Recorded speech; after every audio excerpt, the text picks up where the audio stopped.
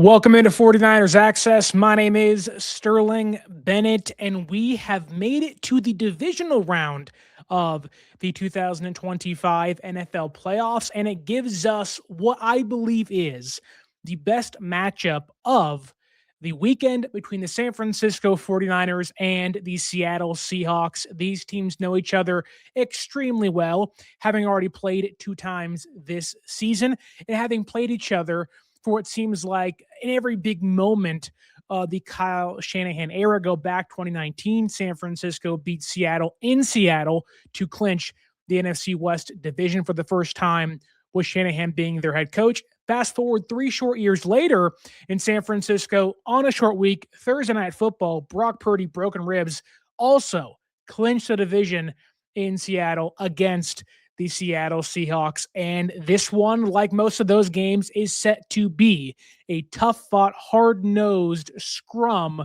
until the very end. Both these teams are physical. One of these teams is a little more healthy than the other, but still, both these teams, I believe, have a chance to win this weekend. And this is a game that Sam Darnold, the Seattle Seahawks quarterback, predicted. You go back to week 18 against the Seahawks after the game, after Seattle clinched the number 1 seed against San Francisco at their place, Levi's Stadium. Sam Darnold tells Brock Purdy, "I'll see you in 2 weeks." Well, you fast forward 2 weeks, and voila, here we are, Niners, Seahawks, Purdy versus Darnold. And it almost feels like this game had to happen. The season series is tied 1-1. San Francisco won the first game in week number 1, 17-13. The Seahawks beat San Francisco final week of the regular season, week 18, 13-3. They've been low-scoring games. They've pretty much come down to the wire, or at least had been in the balance in that fourth quarter. And this is now the rubber match of who gets to go to the NFC Championship Game. Right? This is the winner take all, if you will, between these two teams, where really week 1, yeah, it was important. Doesn't matter. Week 18, probably a little more important than week number 1 was, but doesn't really matter in the grand scheme of things because both these teams are in the exact same place at the exact same time. With that said, can Brock Purdy and the San Francisco 49ers upset not just the Philadelphia Eagles in Philadelphia at the Link in the wild card round, but can they do it again? Can they thread that needle, walk into the eye of the storm, and somehow survive at Lumen Field, what probably is the toughest place to play in the entire NFL, especially for a divisional opponent in a playoff game, and beat the Seattle Seahawks for the second time this season on the road? Go into the stats for 1 second. Brock Purdy all time is 4-0 when playing the Seattle Seahawks in Seattle. This time, though, he'll have Trent Williams back. Ricky Pearsall is supposed to come back. Not going to have Fred Warner, a late scratch on a Thursday afternoon, according to head coach Kyle Shanahan. So that certainly sucks, but let's start there. Let's start with Fred Warner's near return. He's not going to play in this game, so the assumption is Eric Kendricks and Garrett Wallow will start once again at linebacker, which that should happen. Fred, for as great as you are, don't risk further injury if you can, and hopefully you can come back if San Francisco can win this game in the NFC Championship against either the Bears or the Rams. But let's talk about Fred. He practiced on Wednesday. It's the first time he practiced in roughly 90-ish days since breaking his ankle against the Buccaneers. And what was that, week number 8 of the NFL season? And I think while Fred's not going to play, just having him out there in the locker room, on the field, with the helmet on, with pads on, right? Running around, screaming, being a leader. And he's going to travel to Seattle with the team, I believe, for the first time since his injury. That's huge. To have that emotional leader back, you lose George Kittle against Philadelphia, you get Fred back in at least a supporting role behind the scenes. And I think he'll help guys hopefully get ready for the Seahawks offense. He'll help Kendricks and Wallow and D. Winters and Luke Gifford, whoever else is playing linebacker for San Francisco. It's a guy you want to have in that room all the time. It's a guy that when he's in that room, You listen, and is a guy that when he speaks, you want to soak in everything he says because it might be the difference in winning and losing. That's how important Fred Warner's impact can be, even if he's not playing in a game like this. But it's also a testament to the effort that Fred has put forward, being in those chambers, doing all the rehab, and putting his best foot forward because he desires to be on the football field with his teammates. Cough, cough, Brandon Ayuk, take notes if you can. Maybe speeding by Levi Stadium still as we speak, who knows? But while he's not going to play, and I believe he is gearing up for an NFC Championship Game return, if possible, which will either be in Chicago or Los Angeles. I just think that San Francisco, hearing those words, Fred Warner's back, Fred Warner might be back, Fred Warner will travel with the team. That not only inspires you, me, the rest of the fan base, but you can feel the energy in the press conferences and the way guys talked about Fred of like, this is a massive deal for them. That they believe that, yeah, Fred's not going to play. He's not going to impact the on-the-field action with his physicality, but knowing he'll be out there, at least on Saturday, on the sideline, cheering his team up and hopefully being able to, I guess you could say, being able to help the guys throughout the 4 quarters of play is big. And I think it's inspirational. Like, it's very rare you have people like Fred Warner that, he's giving everything he possibly can to play. And that in itself can also inspire guys of like, yeah, my ankle hurts, my hip hurts, my thumb hurts, my hand hurts. Well, Fred has a fractured ankle and trying to come back. I need to get my butt in gear. I think that probably has pushed guys like D. Winters and like Luke Gifford and like Ricky Pearsall to play in this game, which none of those guys are 100%. None of those guys, including Pearsall, probably should play in this game, or at least Pearsall should be the one guy who probably shouldn't play. But he is. At least that's the expectation, according to head coach Kyle Shanahan. So it's kind of a lot of fluff, a lot of, what really could impact this game. But I think when you're kind of getting into the nitty-gritty of what this game could look like, Fred's impact in helping the defense is, I think, one of the biggest factors in at least steering San Francisco, who had a great game against Philadelphia, facing a much bigger test this weekend. The Niners have to, if they don't, they're going to lose, have to stop the run. And it's not a good thing. The NFL kind of screwed San Francisco over.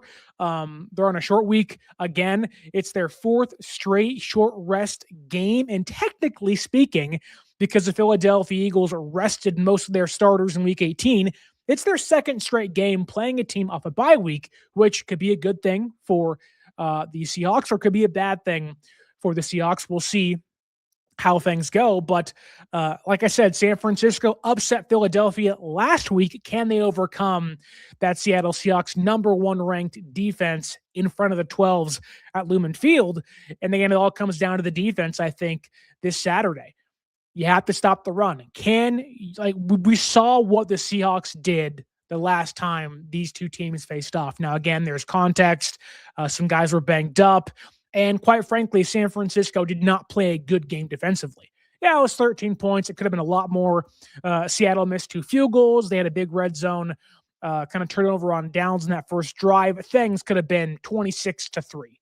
It could have been an all-out trouncing by the Seattle Seahawks, but a big reason for that, a big reason why the Seahawks had so much success and didn't have to put pressure on Sam Darnold, which we'll get into in a second, because they ran the football so freaking well.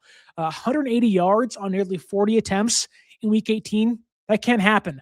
We know Kenneth Walker and Zach Charbonnet are dangerous, and I believe the Seahawks will try to do something very similar. The one thing Philadelphia didn't do against San Francisco was continue to run the football. We know this Niners defense does not have the dudes on the interior nor the exterior to be able to stop a rushing attack like Seattle, 40 times a game. At some point, it's going to break, and they're going to get a big run off it, right? It happened against Seattle Week 18 2 weeks ago, where you're like, oh, we have them on 3rd and 17. Bang, here's 19 yards, right? And I think a big reason why that was is because San Francisco failed to tackle. San Francisco put together one of the worst tackling performances we have seen by this defense, which the last couple of years, it's really hard to say that knowing how bad they were in 2024. But 18 missed tackles against Seattle week 18 with Bethune and Winters out there playing linebacker. I think knowing it'll be Eric Kendricks for a second consecutive week, who is a much better tackler, smarter player overall than Bethune is, who's a young player, 7th-round draft pick in year 2, and first kind of half season as a starter, Kendricks has a clear nod over him. Then also D. Winters, who I think has, ever since Fred Warner went down with injury, has looked like a third-year linebacker in his first year starting. The coverage is okay, but a lot of missed tackles, not great against the run. But a lot of this comes down to, can you set the hard edge? Can guys like Keon White and Bryce Huff, who played a much better offensive line with the Philadelphia Eagles, can they do it again against a Seattle Seahawks team that wants to get outside? They want to use the crack toss. They want to use the pitches, the outside zone. They want to get outside the numbers and toward the edge and then cut back and make a big play. It was a big reason why San Francisco's defense struggled so bad against them in week 18. And I think that you have to have guys like Clelin Ferrell, who I think could play more in this one for San Francisco. Set hard edges. You have to be in your gaps, be disciplined in your gaps. But on top of that, and a big reason that I think, or a big factor no one's really talking about is, and it's a big credit to the Seattle Seahawks offense, is like their tight ends, A.J. Barner, Eric Saubert, former San Francisco 49er, they bullied the crap out of San Francisco's linebackers, edge rushers, and safeties. You'll go back and watch that game week 18. A big reason why the Seattle Seahawks won that game, yes, rushing success, yes, missed tackles by San Francisco, but their tight ends bullied the crap out of San Francisco's exterior rushers, if you will, and got their ball carrier towards the boundary, past the edge, and again towards the perimeter.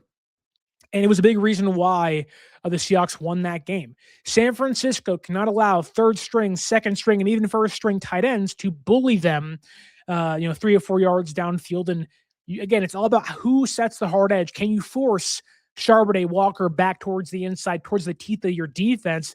And if you can do that, I do think there is one key that you at least hope San Francisco, Robert Saleh and company on that defense can collectively say, we have to make a change on the interior. We have seen a lot of this year post Mykel Williams injury, guys like Iker Gross-Matos, guys like Keon White, who, although are edge rushers, move towards the interior on third downs at time, in which the Seattle Seahawks 2 weeks ago had a ton of third and shorts, and those guys, quite frankly, are not the interior run stuffers you want. We also saw for most of the season, and even a little bit in Philadelphia, which I hope it stops this Saturday, that you're seeing guys like Jordan Elliott and Kalia Davis out there on first and second down. I get it.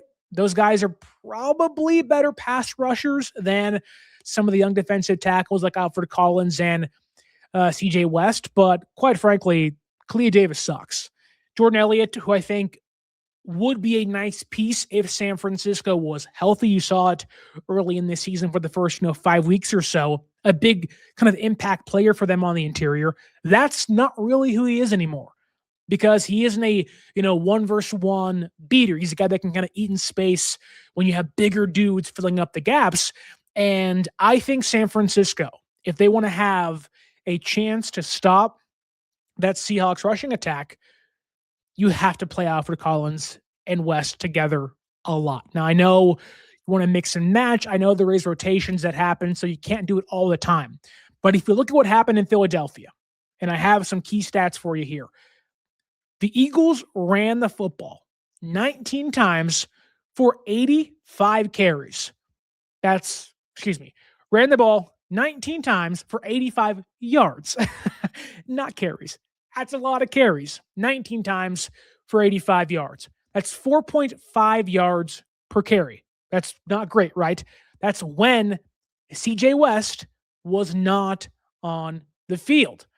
Now when you go to when West was on the field, either with Davis, Elliott, or somebody else, Philadelphia had 17 carries for 55 yards. That's 3.2 yards per carry. So that's nearly the exact same amount of carries, just 2 less, for 30 less yards and 1.3 yards less per carry. Already a major impact. Then you go further into how these young defensive tackles can impact this game when they're on the field together. When West and Alfred Collins, this year is second, and I believe fourth round draft picks for San Francisco, were on the field together. Philadelphia had 13 carries for 38 yards. That's 2.9 yards per carry. So no West, 4.5 yards per carry. Just West, 3.2 yards per carry. West and Collins, 2.9 yards per carry. Go back to, again, 2 weeks ago. Seattle, 180 yards, 38 attempts. Oh my God. They're just annihilating San Francisco, right? You have to have these young defensive tackles. Lean on them. This team is so banged up. They're injured on defense. Again, you're not getting Michael back. You're not getting Bosa back. Jair Brown's out in this game, which probably is a good thing. But you want to limit how easy it is for those Seattle Seahawks running backs to get to the second and third level of your defense. What do you do to change something? You got to play these young guys. These young guys, now Marquise Siegel, Renardo Green, Upton Stout, these young guys are the lifeblood of your defense. Lean into that. You are going to have to win or lose by them anyways. So why not put those guys on the field and say, hey, shackles are off, guys. We need you to step up in a big way this Saturday against the Seahawks when you face an insurmountable task on the road against the 12s, going crazy, Lumen Field against a team that pretty much routed you in your own home and made you look foolish offensively. You have to be able to upset the balance and swing things back in your favor. Playing Weston Collins is a big, big risk, but also it's been one of the more proven shifts for San Francisco's defense. So I'd go more young defensive tackle heavy and let those two young guys play well for you. Then if the Seattle offense can get into your second and third level, I think you have much more sure tackling behind that young and kind of unproven defensive line that doesn't have the bodies you'd want at it to begin the season, right? You're now like, what is this, week 19, week 20, right? You ain't got your stars. But now you have a more, again, sure tackling second and third level. One of the big differences in that game against Philadelphia in the wild card round was simply tackling, right? You had guys that were more disciplined in their gaps, weren't over pursuing too much. Philadelphia, although is a defense that doesn't really hit big plays, they are more sideline to sideline than in the intermediate part of the defense. So that could change things this Saturday. But against Philadelphia, one of the more impressive things San Francisco's defense did was just tackling well. Not letting Saquon Barkley and Tank Bigsby and other ball carriers, Jalen Hurts at times last weekend, break a tackle, make a guy miss and run for 5 extra yards, 10 extra yards. They wrapped guys up. They had fundamentals. And you saw their missed tackle rate go, I think, what was it, 18 plus, 20 plus against Seattle in week 18 with Bethune, Winters, and Brown playing to about, what was it, like 6 or 5 against the Eagles, if that, last weekend. You have to continue that trend. Seahawks are a more dynamic offense. Maybe not the star caliber players you want all over the place, right? Philadelphia has Brown and Smith and Barkley and Dallas Goedert. Seattle doesn't really have another great receiver like a Smith to Brown. They have JSN, and then it's Cooper Kupp and Rashid Shaheed and Torrey Horton. Those guys really aren't the greatest of wide receivers behind their number one guy. And then even the running backs, for as good as Walker and Charbonnet are, they're not Saquon Barkley, but it's a 2 running back system. They make guys miss. They got fresh legs, and they fight for every single yard. And a way you can help put this game in Sam Darnold's hands is tackling. You have Kendricks, you have Wallow. I would even start Wallow over Winters in this game. And I think, you're going to have hopefully improved tackling from Marquise Siegel, who I think We'll get into a little bit more in a second, but from a tackling standpoint, there's Jair Brown all the way down here, a really big gap than Marquise Siegel. Jair Brown is one of the worst tackling safeties in football. I like Jair Brown. He's a good dude. I hope, and I still think there's potential there, but he's one of the worst safeties in the league. You saw against Philadelphia last weekend that when you had Marquise Siegel out there, there was maybe some coverage concerns. There always will be with him.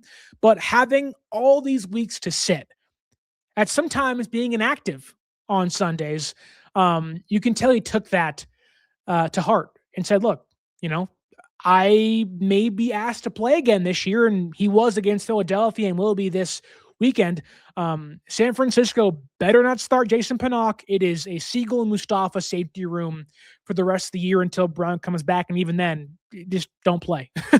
You are a special teams backup role, or at least big nickel role, which could be better for San Francisco if they can get past Seattle this weekend. But I think Marquise Siegel, while I would expect the Seahawks to target him in coverage, and I would do it early if I was the Seahawks and Sam Darnold and company, take JSN, take Rashid Shaheed, and see if you can beat Siegel deep downfield. Take a shot, right? But more importantly, Seattle wants to run this play-action style offense, establish the run, kind of suck your safeties in and bang over the top. They got you. And while San Francisco played some bend don't break against Philadelphia and the Seahawks 2 weeks ago, I think just simply tackling and kind of forcing some guys into the teeth of your defense and letting Collins and West eat on your defense on the interior can, put this game in Sam Darnold's hands, put more pressure on him to make a play. And I think, and at least I hope, fingers crossed, they can capitalize on what I believe it is going to be one of the guaranteed mistakes he'll make. Go back to that game again 2 weeks ago. I know I'm talking about it a lot, but it's important to kind of, point out. He fumbled the football and he almost threw a pick to Bernardo Green towards the sideline. He's bound to make a mistake. He has, I think, 20 turnovers this year. He turns the ball over a ton, or at least he tries to a ton. And if you go into his record in the last 8 games or so, it's a reason why I'm calling this game an egg. This is an eggshell game. This is an eggshell game for the San Francisco 49ers. What does that mean? We know who Sam Darnold is. We know that in his last 8 games, while he's 7-1 and has a 64.7% completion rate and nearly 1,800 yards, he also has 8 touchdowns and 10 turnovers, and he had 4 extra fumbles that were recovered by Seattle. And if you zoom out a little bit, or zoom in a little bit and remove that Rams game and say his last 7 games, it's 8 touchdowns, 6 turnovers, and it's 4 additional fumbles that were recovered by Seattle. He wants to give the ball away. He's prone to make at least one mistake per game, whether it's a pick, whether it's a fumble, thus the eggshell. Go into his lone playoff game last year for the Vikings. 1 touchdown, 2 turnovers, and sacked 9 times. And I wouldn't expect San Francisco to get home 9 times against that improved Seahawks offensive line. But if you get Darnold in the more, 3rd and 8s, 3rd and 10s, maybe 3rd and 12s if you're lucky, and you say you are the one that has to make a big play. While Sam's had a great year, he really has. He's been one of the better quarterbacks all season, one of the best deep ball throwers in the entire NFL. He's accurate. The ball comes out relatively quick. And he's been, again, one of the more efficient quarterbacks for, the last, season or so. He's a darn good QB, but he has lapses at times. And it's up to San Francisco to find those ghosts and say, boo, and bring them out there at Lumen Field in front of the home crowd. They'll be loud. They'll be raucous. But if Darnold starts to crumble, you got to think that'll start to feel like, oh, I'm in New York again. Oh, this is the Jets again. Oh, my God, I'm having flashbacks. And all of a sudden, like an egg, if San Francisco can stop the run or at least limit it, Darnold will be forced to win this game. I don't trust him. Seahawks fans don't trust him. Ask him. Oh, you're having a great year. I'll defend the guy, but quite frankly, I don't know. They don't trust their own quarterback. They trust the running game. They trust the receiver, not receivers, receiver. They trust the offensive line. They don't trust their quarterback. Hence why he isn't asked to do too much in the offense. He's had a negative EPA over the last 8 games or so. And again, like that egg, again, what does the eggshell mean? What is an eggshell game for the 49ers and Sam Darnold? When the heat gets turned up on an egg and that water starts to boil, what happens? That eggshell starts to crack. Who they truly are comes out, and it's a softer interior, and you can just beat that sucker until this is mush, right? You ever made some good tuna? San Francisco is bringing the tuna. They're bringing the pickles. They're bringing the mayonnaise. Now it's time to crack the eggshell and go make some, go finish off your tuna bowl, right? You have, this is a terrible analogy, and I'm sorry, but this is an eggshell game for San Francisco. You didn't trust Jalen Hurts. Philadelphia didn't trust Jalen Hurts. And while you're playing a great defense, that Seattle defense will give you a heart attack trying to score against it. While maybe that's scary, if you can just score a couple times, do you really trust that offense in Seattle? If you can stop the run or at least get them in the 3rd and longs and 3rd and mediocres, right? 3rd and 6s, 3rd and 8s. I don't trust Sam Darnold. Seattle doesn't trust Sam Darnold. You want to get the eggshell, turn the heat up, put some pressure on it. It'll start to crack. They'll see some ghosts. And if you do that, you saw 2 weeks ago, Darnold fumbles. Oh, if Yetur Gross-Matos recovers that ball, San Francisco maybe wins that game. And you saw San Francisco 2 weeks ago as well. Offensively, they almost scored late to make that game even closer, and it was kind of a tip ball, change things. And that's probably a good transition into this offense. But again, I want to make it abundantly clear. The way to beat the Seattle Seahawks is not scoring 1 billion points. Yeah, that helps. But Darnold will do what he's done his entire career. He will make a mistake. And San Francisco at least has to catch the football, recover the fumble. He's begging to make the mistake. And I think San Francisco, while we have every reason to be confident and the Seahawks are rested and they feel themselves and they're at home, like there is a way to victory. And really, I didn't trust Philadelphia offense at all. I really didn't. And I think that while Seattle's offense is more dangerous, more consistent, you can make an argument that Jalen Hurts, now that Bryce Young is out of things, whatever, Jalen Hurts is more comparable to Sam Darnold. Now, Darnold's better. He's a smarter quarterback. He will actually throw towards the middle of the field. Hurts won't do that, which could be a big test for people like Kendricks and Wallow, which may lead towards Winters playing more. We'll see what happens on Saturday. But this is a bigger test for San Francisco's offense, but Hurts doesn't turn the ball over. That's a big thing that keeps Philadelphia in games. It's why Philadelphia was in that game for a lot of the time. When they can't score, they punt. Or they turn it over on 4 downs, right?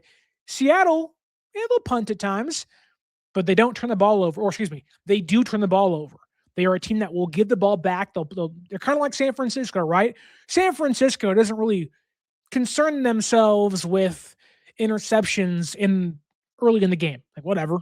Purdy threw a pick six against the Bears. They came back, won that game. Purdy threw 2 interceptions against Philadelphia last week. They came back and they won that game. Now, I would recommend doing that, but it's an offense that believes in themselves. They'll take risks. They'll put the ball in harm's way, knowing that they believe they can fight back. And they have a defense that can hold opposing offenses to a lower scoring total. So, guys, got to catch the ball.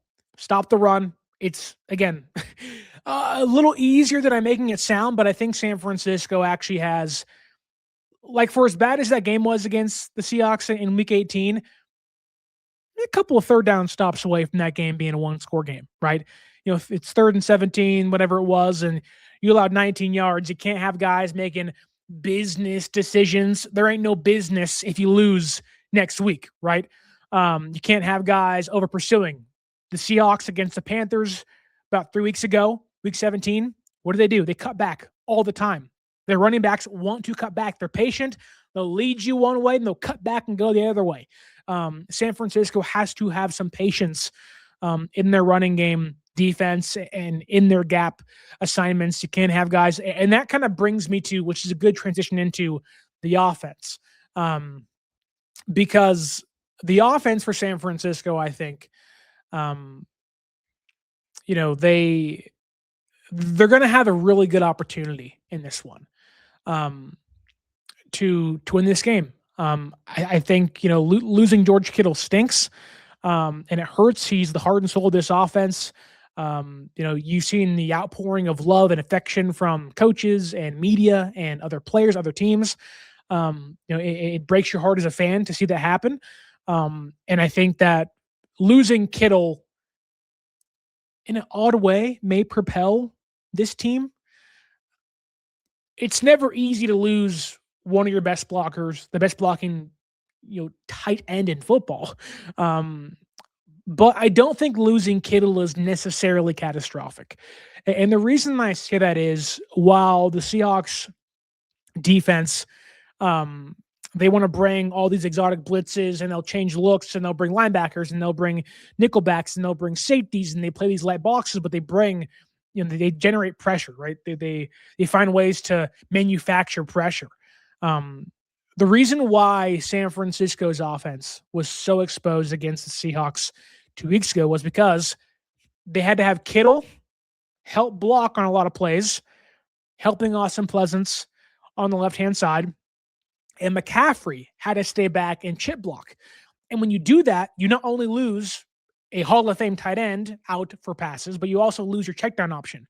And that's good on Seattle. They did that in a great way to help stymie what this Niners offense could do if a play wasn't open. But now that Trent Williams is back, they can now do things they couldn't do in Week 18. Shanahan can trust his tackles again. Shanahan can hopefully not have Kittle or McCaffrey and Tungus, at the line of scrimmage, being the quasi, fifth offense or sixth offensive lineman. They can be out there going for plays and give Purdy more options, while also keeping him clean in the pocket to give him time to throw.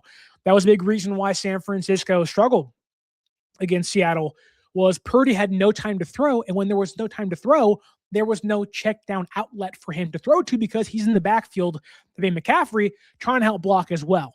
Now that you can trust McKivitz and you have Trenton back and you hopefully have a better offensive game plan behind you, you can get guys out in space and even get guys in the flat. And while you may not gain 10, 20 yards of play, you can get 5 yards on first down. You can get, 3 yards on a big 2nd and 7 to give you a more third and manageable. The Niners couldn't do that against Seattle 2 weeks ago. I think it's a big reason why the Niners offense probably feels more confident in themselves this weekend. And I think that's a big reason why a lot of people are probably like, oh crap. San Francisco isn't back per se. I don't know, they aren't healthy, so I wouldn't say that, but there's at least more confidence in this unit this weekend. Seahawks fans don't believe that. Seahawks fans don't buy into Trent having a big impact, or it sounds like San Francisco will get back Ricky Pearsall this weekend too. It doesn't sound like it'll be a snap count, but he's clearly not 100% just yet, which stinks. That said, any version of Pearsall you get, and hopefully he can stay healthy for a game, is better than no Pearsall at all. San Francisco may have Cowling out there. They may have Robinson and Jennings and Tungus and Pearsall. And that to me, while you have to prove it, that to me is an offense that can beat this Seahawks defense. The Seahawks are riding high. They haven't played in a week. They're relatively healthy again. And they're feeling themselves, right? Oh, they're playing San Francisco, beat them 13-3, held that offense to, I think, its lowest total since like 2017. It's been a while. Been a while. But I think if you go back and you watch that tape, week 18, and how much of the offensive mistakes that were ugly were also really avoidable. It wasn't a personnel problem. It was a, wow, you're guarding the wrong guy. You're cutting routes too quickly. And I think that will get cleaned up. Like, it'd be different if San Francisco's mistakes weren't fixable. It'd be different if San Francisco's offensive issues were a personnel issue. Yeah, you have no Trent now, and you have Pleasance, and now you have Trent. So there's an upgrade there. My point more so is like, even within that, without Pearsall, without Trent, a lot of the mistakes they made were fixable. And now you're getting fixable mistakes with better personnel on the field. That to me is playing with house money. And you may say, well, what does that mean, Sterling? Um, I think a big reason for my belief is that you're getting back a Hall of Fame left tackle in Trent Williams. And so, what is the impact he did have and didn't have when he played against Seattle and against Philadelphia? You go back and watch the game week 18, San Francisco didn't run because they couldn't run a single wide zone running play.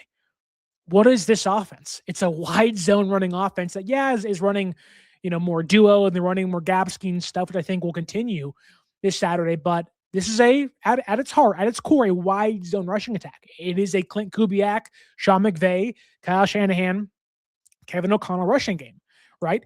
That's what they want to do. They couldn't do what they want to do. And I think now you have Trent as a pull blocker that can get guys out on the crack toss and free up space and, get CMC some gaps to run. And hopefully if they want to use some tight end screens, and you have this ferocious attacking Seahawks defense that wants to come downhill and just lay the hammer, you now have a guy on the left-hand side that can go out there, block a dude, keep going and block a second guy, get to that second level. Austin Pleasance could not get to the first level of the offense 2 weeks ago. And it also makes Burford's life easier in pass protection. It gives Purdy more time to throw. We know the bread and butter of this offense is a drop back offense, but on top of that, we have to make those layered throws. And you saw against Philadelphia, while Purdy threw 2 interceptions, and the first one was probably a little better than the second one. You saw the explosive plays they made were all layered throws, right? Besides the Juwan Jennings to Christian McCaffrey amazing touchdown play. They were all layered throws. Juwan Jennings, 45-yard reception, a layered throw over a linebacker and next to a safety. Demarcus Robinson's big 58-yard reception to begin the game for San Francisco was a layered throw over the cornerback in space in the intermediate part of the field. So that to me is a big factor. Just allowing Purdy to actually have the comfortability to drop back and have time to make those throws. Like, one thing Seattle did so well, amongst many of them, was speeding up Brock Purdy's clock, right? And the Seahawks defense does that already because they have the personnel and the scheme they run. Like, their job is to speed up that clock. And I think the Niners this weekend should be able to slow things down for Brock, give him more time to throw, and hopefully just allow him to feel comfortable to make those plays. Go watch Brock 2 weeks ago. He's uncomfortable. He's running around. He doesn't know where he's going with the football. It was just kind of a mess. Well, now that you have your Hall of Fame left tackle back, that mess really should get cleaned up. Whether it's on checkdowns, whether it's on in pass protection, on this kind of screen. Like, I guarantee you, we're going to see a screen to Tungus this weekend, or Kyle Juszczyk this weekend. A big reason for that is having Trent back in the fold and left tackle. But I've mentioned a lot of this game, Tungus. You lose George Kittle, you have now Luke Farrell and Jake Tungus. Now, there'll probably be a mix of those guys. They may run both those guys out there. And Farrell has been, and we saw without Kittle, Farrell's blocking took a big dip. That's a concern. However, when you're talking about the Niners, and let's say the Seahawks do exactly what San Francisco is trying to do, and the same thing they did against San Francisco 2 weeks ago, and they can stop the run, and they can kind of limit Christian McCaffrey's impact on the ground in this game. And let's say San Francisco's rushing attack is just kind of stuck in the mud and can't get going. Well, then you have to drop back a lot, and you have to get creative, and you utilize play action and utilize 4 to 5 step drops. And to say Brock Purdy, we had to live and die by Brock. The defense, young team, live and die by your youngsters, right? The offense lives and dies by Brock Purdy. You've seen it plenty of times this year, and I think you're going to see it again on Saturday too. If the Seahawks, who are one of the best run defenses in football because their secondary and linebackers can tackle with the best of them, right? Ernest Jones, Eman Wari. You have a bunch of guys back there. Julian Love, you can Witherspoon. You can go on and on. Reek Woolen. All those guys can tackle extremely well. But I do think what San Francisco wanted to do 2 weeks ago was you want to utilize your tight end. You go back and you watch one of the biggest plays of that game by Seattle's defense, although right now rather meaningless in the overall loss, but I think it was like second down, and San Francisco tries a screen pass to Kittle on the left-hand side. Pleasance can't get out. Eman Wari's just sitting there like, okay, I dare you to throw it here. Purdy's like, that's the play. That's where it's going. Boom, right to him, and he gets tackled immediately, and for like a loss of 3. San Francisco now, with Trent back, can utilize those screens, but also can actually target the Seahawks over the middle, can target these linebackers. Ernest Jones, for as good as a run blocker as he is a pretty bad coverage linebacker. A 73.4% completion rate entering week 18, a 482 yards allowed, 324 yak allowed, and 1 touchdown. The Seahawks defense plays bend don't break a lot, but they'll give up yards if your offense can block for your quarterback.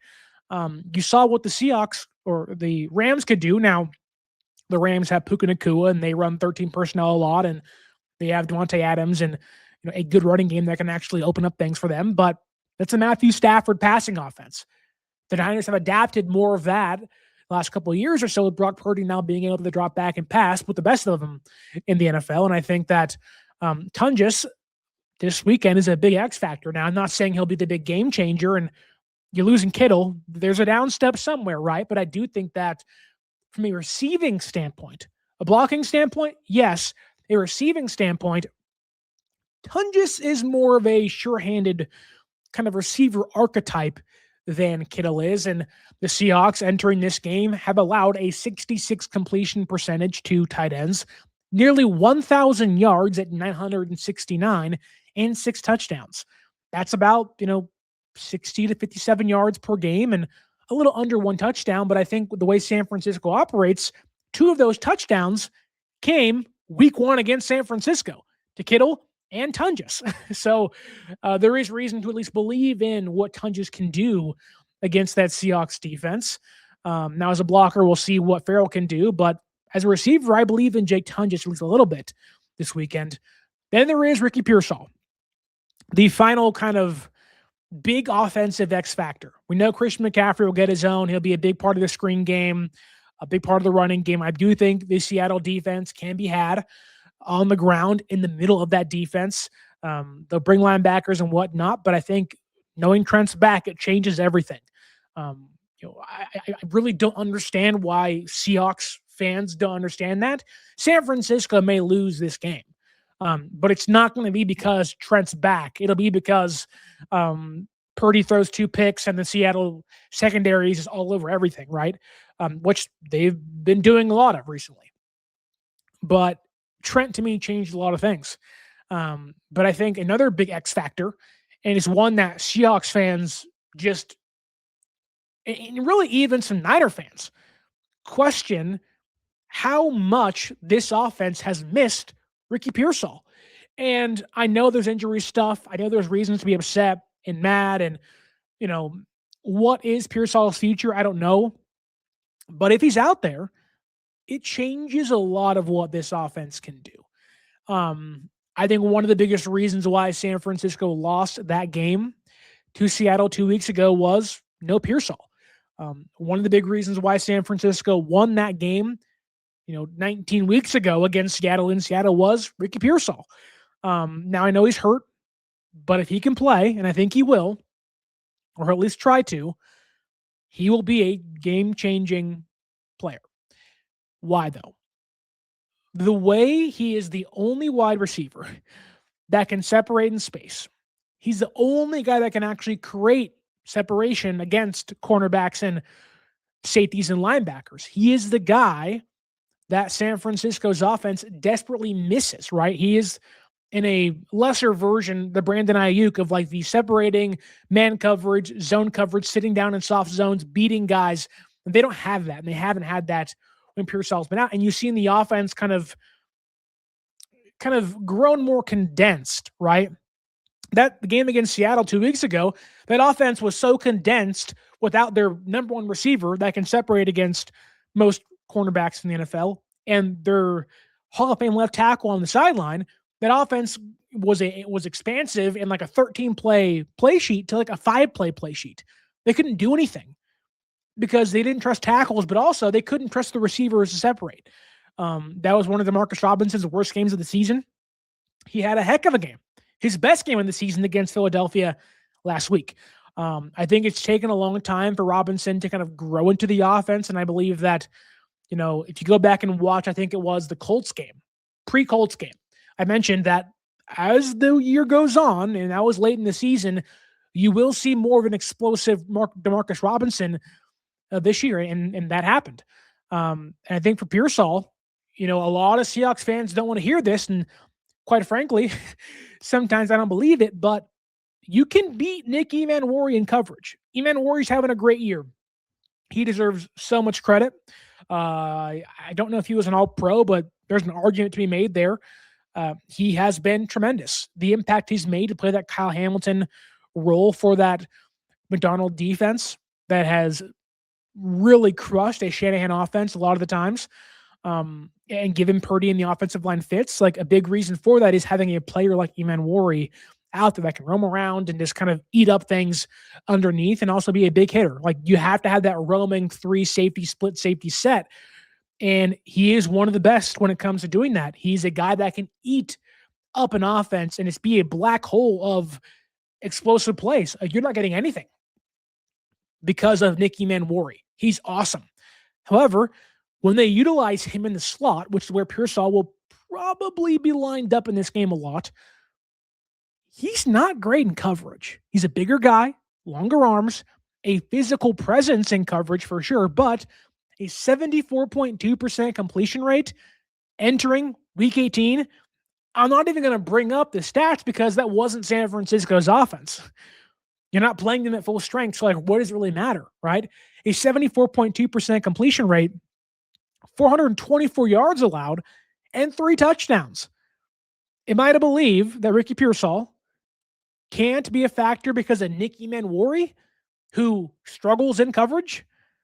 A guy that allows nearly 75% of his completions when targeted? Why couldn't Pearsall beat that? Why can't Pearsall, who diced up Rick Woolen, an outside cornerback, in week 1 against Seattle and made him look foolish, why couldn't he do it against Nick Emmanwori, who I think, again, is a great player, a great young player, I may add. But Pearsall, to me, has an edge there.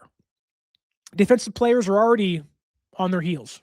They already have a disadvantage. And when you say no Pearsall, and you say it's Demarcus Robinson, Kendrick Bourne, Jennings, guys that can't separate, if they do, it's like, when did that happen? You get an easier task.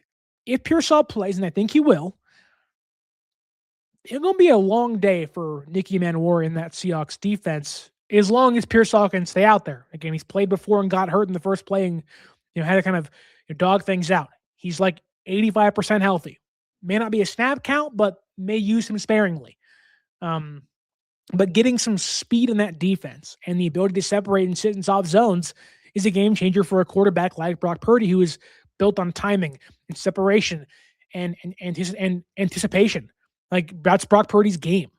And to not have that, it's a big deal.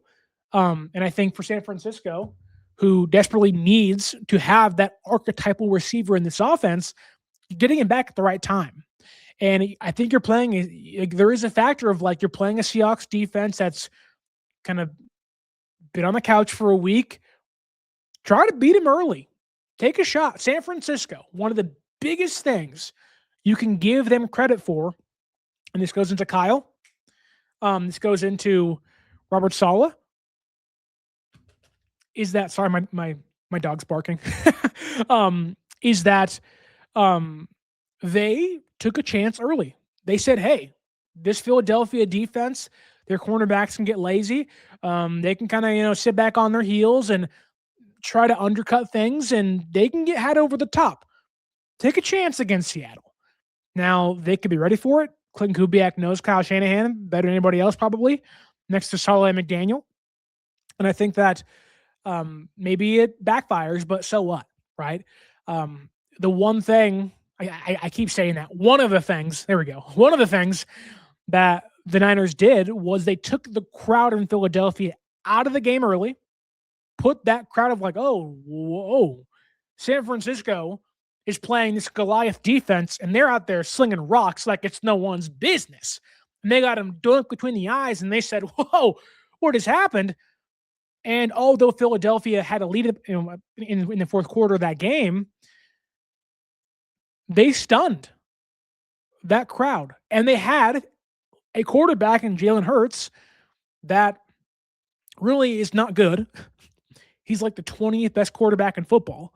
And they realize we put pressure on him, he'll crumble. He'll evade clean pockets. He'll make mistakes.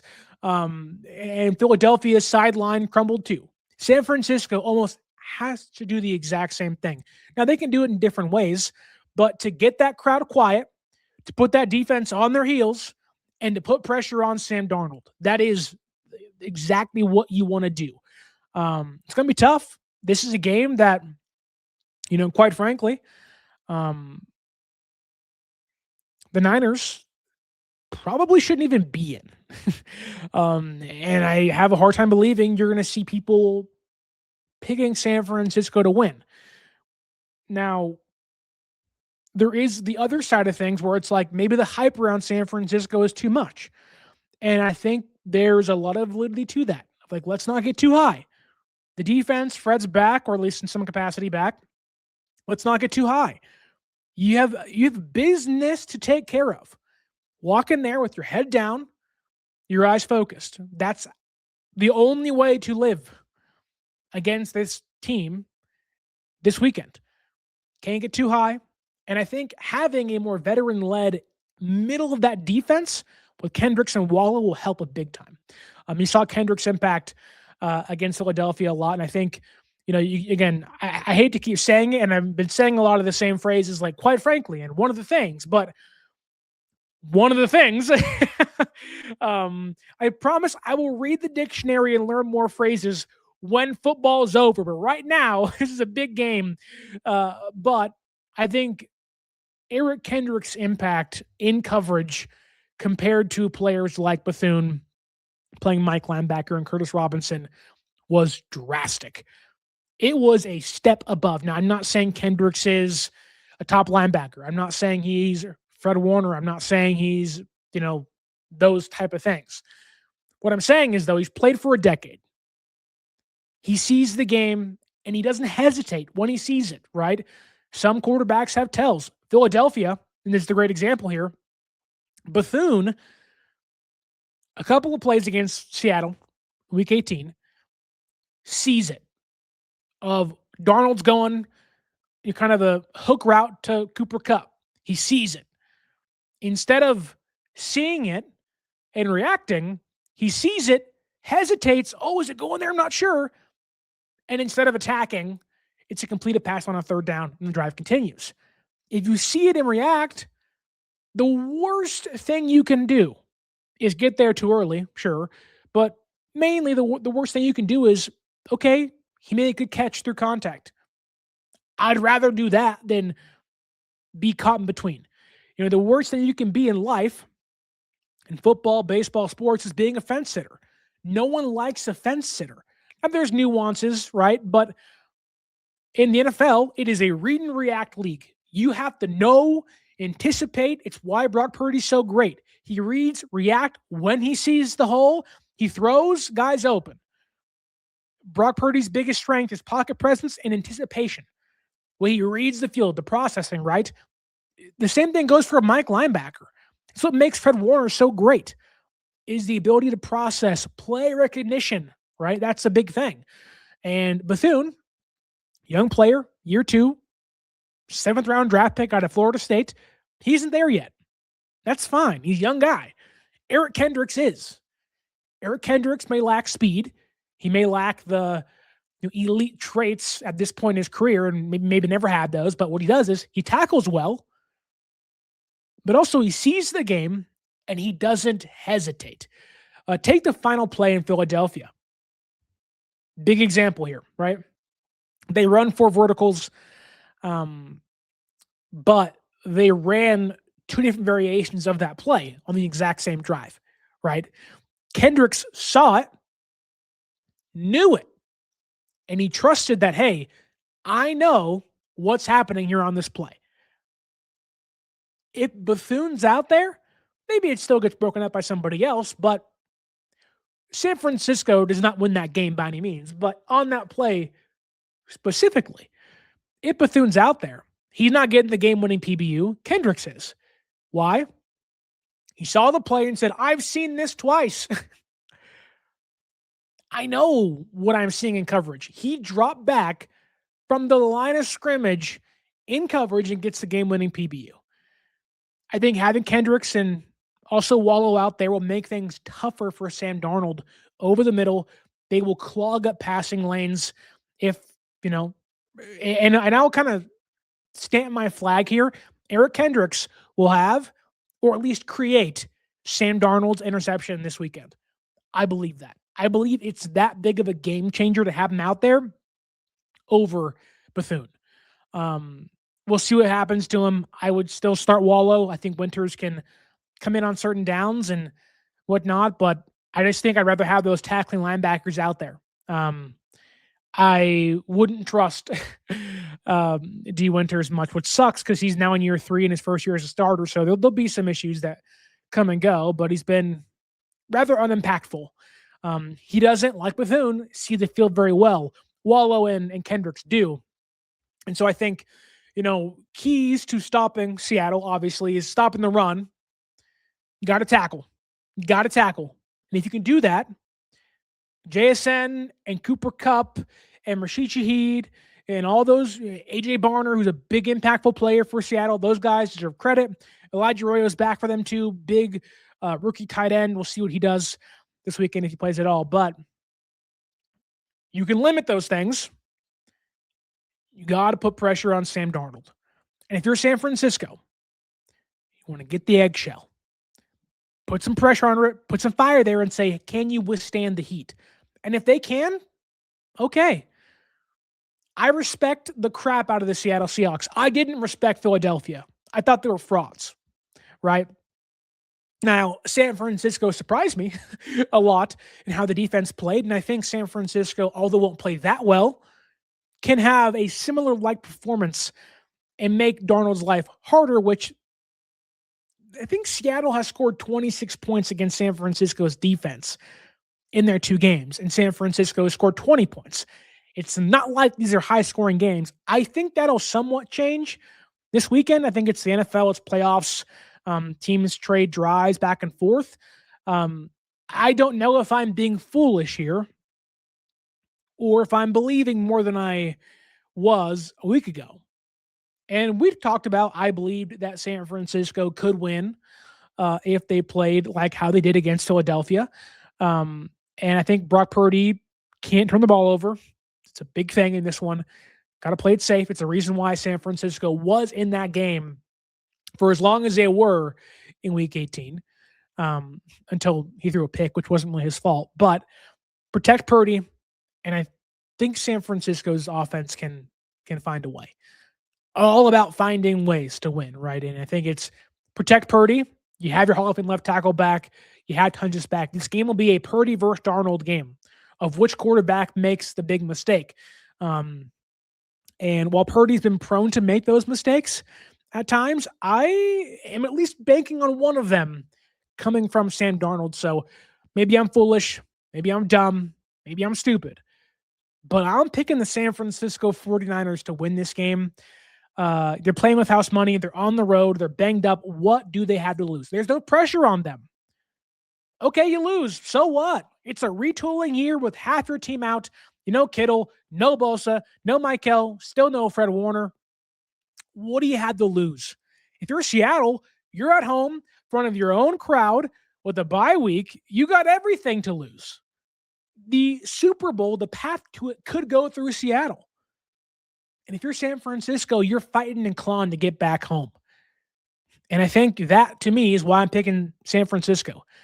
They are probably equally coached from a Shanahan McDonald standpoint. That'll be a chess match. It'll be again, this game will come down to how do you find that one play, that one wrinkle.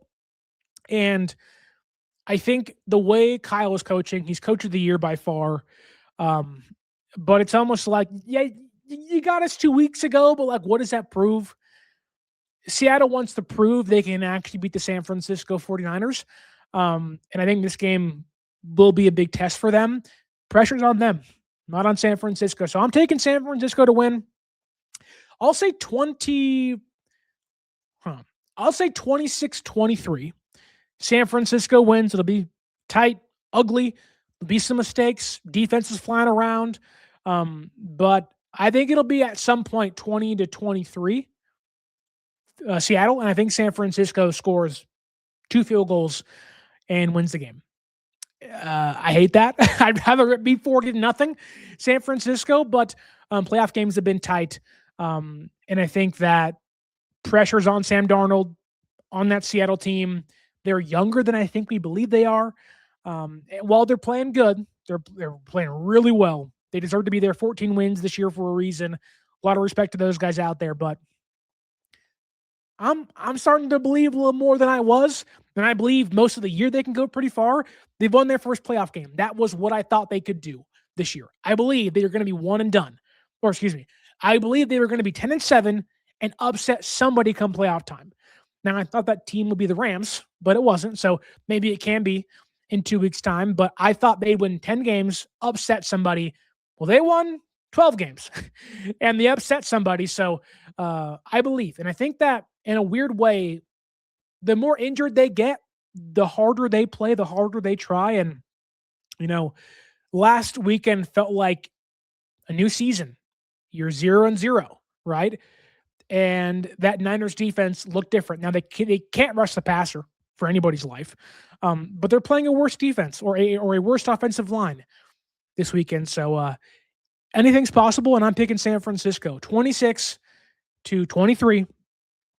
Get the win on the road and set up what will be an awesome Bears-Rams game. And maybe San Francisco has to go through Philadelphia, Seattle, and the Rams on the way to the Super Bowl. But like I said last weekend, all you can ask for is a chance, and San Francisco has a chance.